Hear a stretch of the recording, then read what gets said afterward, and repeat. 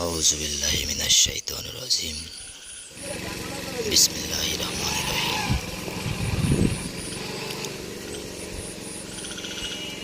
আল্লাহু আকবার, আল্লাহু আকবার। আল্লাহ মহান, পালনকর্তা মহান, দয়ালু মেহেরবান, সকল প্রশংসার মালিক। হে আমার প্রতিপালক,